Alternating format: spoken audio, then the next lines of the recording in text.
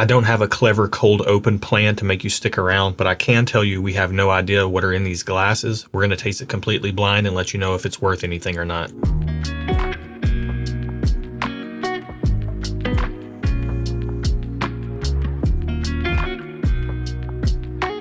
Welcome to Stuff and Whiskey. I'm Erin. I'm Josh. Thank you for joining us today. If you are new here, Erin is a social sipper, a writer, and I'm a whiskey nerd and a truck driver for UPS. Yeah.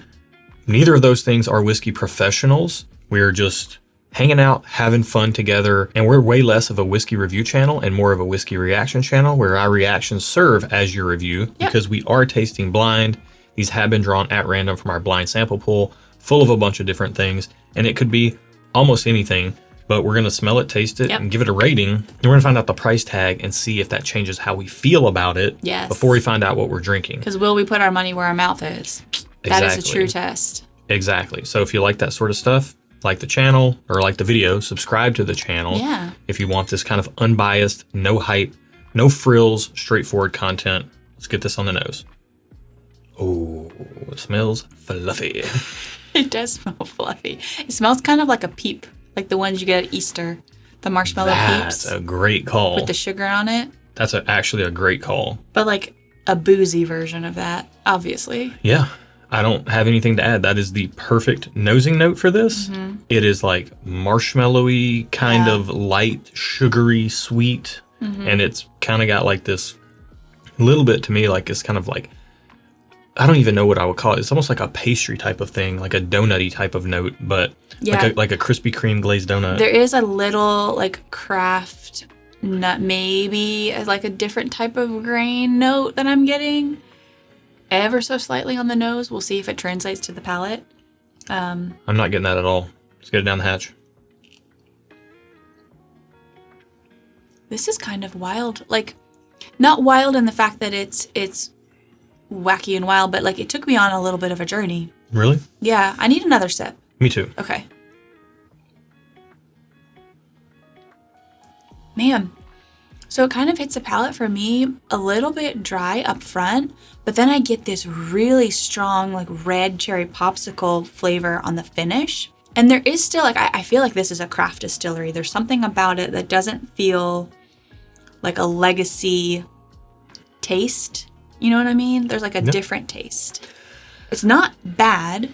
It's just different. It's not what I expect when I drink something from one of like the legacy distilleries. Yeah.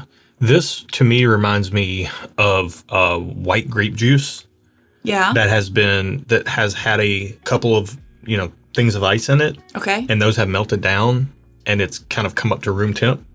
Kind of like a watered down white grape juice at room temp. I don't know. I think the texture maybe feels watery, but the finish lasts. It doesn't. Man. It doesn't seem like a soft finish, but the viscosity of the liquid does seem a little bit thin. Yeah, I think based on the way it smelled, I was expecting it to be equally as sweet on the palate, and that's not the case. It's way more pulled back on the palate. Yeah, but I'm also not getting a ton of oak.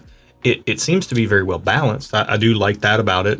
If I'm in the mood for that sort of thing, which today actually is striking me to be pretty nice. But as far as like standout notes and anything like that, or overall impression, like it's not knocking my socks off. It's not blowing my hair back. It's very much just like a very pleasant pour. Yeah. But it's not wowing me anyway. I know in any way. This is going to come as a shock, but I kind of wish this was sweeter.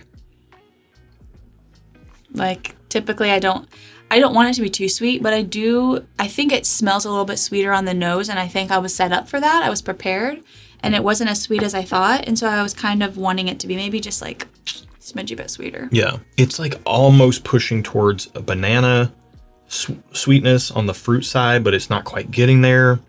Maybe like a plantain. I don't know. I don't know if I've actually truly had a real plantain that hasn't been fried. I think the only time we've ever had one is in a restaurant. Was it fried, though? I feel like every time I've had one, it's a fried plantain. I don't think so. Oh, but anyways, I think that it's kind of pushing towards that type of note. Mm-hmm. It's not a green banana. It's not a super ripe banana that I like, where they're really mushy. Yeah. I hate that green banana taste, but I really like the really ripe ones. But this isn't either one of those, but it's kind of pushing that direction. Yeah, I can see that. But it doesn't quite get there. I think that the sweetness in here, the sugary sweetness that really presented on the nose, like that peep sweetness. Yeah. Oh, you know what? Honestly, this is kind of like a peep. When you smell them, they're really sweet smelling. That's and true. then you eat them. And you're kind of like, wah, wah. why did I, like, this is not worth whatever caloric hit I'm taking right now. Yeah. It's, okay, I have a rating. Okay. I'm going to go just okay. Not because it's bad, but because, kind of to your point, it's not disappointing when I drink it, but I do feel like the taste is a little bit less sweet than the nose, and I was really liking the nose. So I kind of wanted it to taste more like it smelled. So I'm going just okay. It's a long way of saying I'm going just okay. For me, it's just okay. Yeah, I'm kind of waffling between thumbs up and just okay. I think realistically speaking, much like a peep, when I eat a peep, every decade I try one, I lose my mind and just completely forget that they're not worth it. And I eat one and I'm like, those calories really weren't worth it. That's kind of how I feel about this. Like, it's good. Now, Cadbury cream egg, those calories are worth it. Well, I mean, 2. I'll eat them by the 2s. I don't want to get us off course. Cadbury cream eggs are without, you know what, holiday candy wise? Yeah. Name a better holiday candy than Cadbury cream eggs. I don't think there is any. Candy corn. There's candy corn. Ooh, no, I hate candy corn. Candy corn's horrible. I love candy corn. Get that word out of your mouth. Definitely none of the Reese's Halloween things. You can't mess with the proportions. No, the proportions are off with like the jack-o'-lantern Reese's cups, like they're... Or the Christmas trees. Yeah. There's a perfect, in a cup, there's a perfect proportion of the peanut butter filling to chocolate. Mm-hmm. I don't think that any other, I mean, you can't say Valentine, nothing compares. If there's a better holiday candy than Cadbury cream eggs, put it in the video description below. I will agree with you that the Cadbury cream eggs are superior to every holiday candy.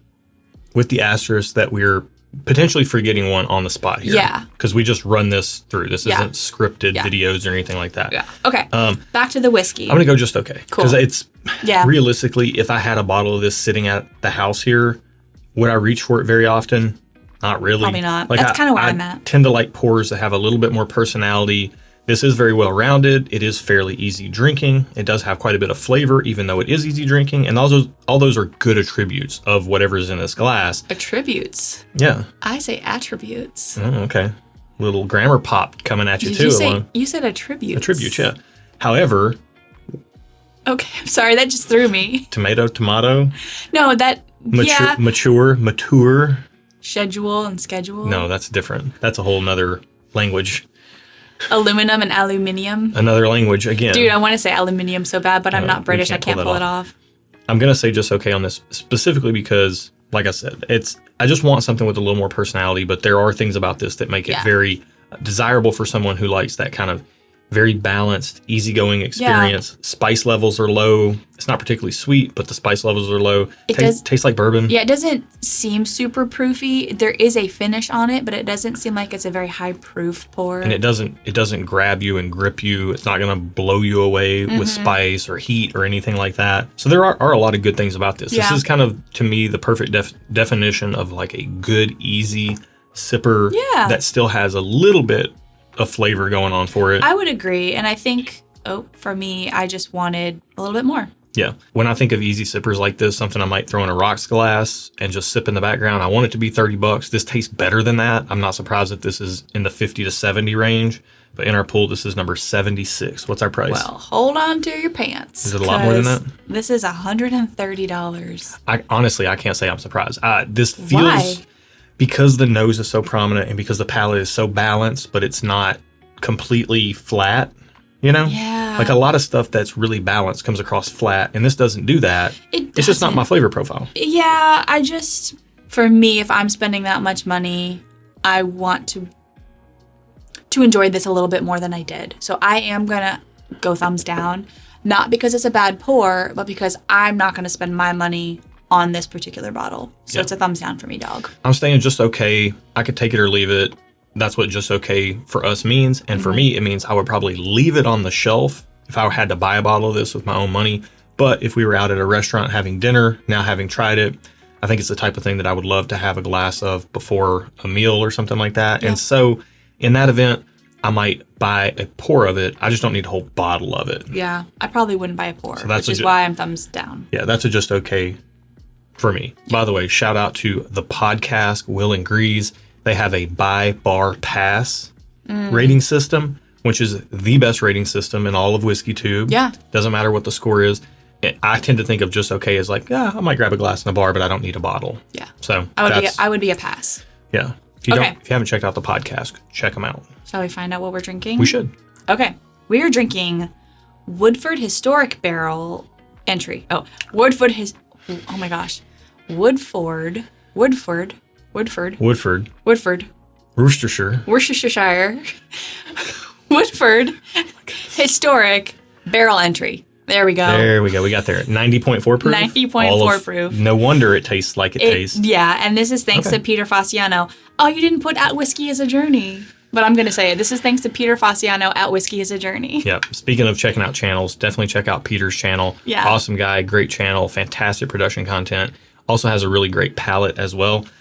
I can absolutely understand why Peter likes this pour so much. Oh, he likes this a lot? I tend to like, Peter and I align on a lot of things palate-wise. Yeah. But he does like the spice levels to be a little on the lower side. Yeah. And this has that lower spice. They are lower. It is lower in spice for sure. And it kind of presents very well rounded, very well crafted. And it seems to have some age on it, even though I think this is a non-age stated product. But it is very well crafted. And I know for a fact that Peter really likes this bottle. And again, my rating, now knowing what it is, holds firm. Now having tasted it, would I buy a bottle if I saw it on the shelf? Probably not. I just don't need to part with $130 for a 90 proof pour. It's not really my thing. However, if we were out for dinner and this was the best thing on the menu and the price was fair, I would be more than happy to buy a pour of it and I would enjoy it. Yeah. I'm staying the same. I probably would not buy a pour at a bar. I would get something else just because it's not. Well, you can't change now. I'm just saying my experience now knowing what it is reinforces how I felt about this bottle prior. There's an unofficial. I could give an unofficial change, but could. I'm officially unchanged. Okay.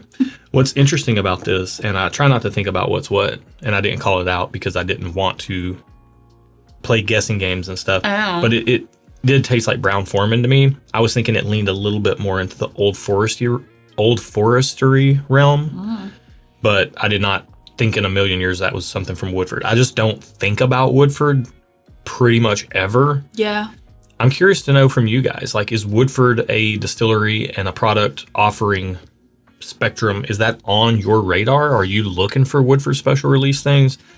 I'm not, but it seems like they're out there, and I don't know if people get excited about them or not. So let us know down in the comments below. Absolutely. While you're down there commenting, go ahead, hit that like button if you like this video. Completely unbiased opinions like we do here through the blind tastings. Give us a sub if you would like to be part of having more of this content in your feed and part of this S&W family here on YouTube. And if you want to join in on an even bigger part of the S&W family, check out our Patreon. It's a great way to support the channel for as little as $3 a month, which will also get you plugged into our Discord. And through our Discord, people are trading samples and helping people find bottles and, hey, posting up, hey, I'm at the store. They've got this bottle right here. There's 4 of them. Does anybody want one? I'm here for the next 10 minutes. And I don't really have to go to the liquor store anymore because I can just shop on Discord. Like, I can have people help me in our other states, and you just expand your reach so much. So it's wonderful for that.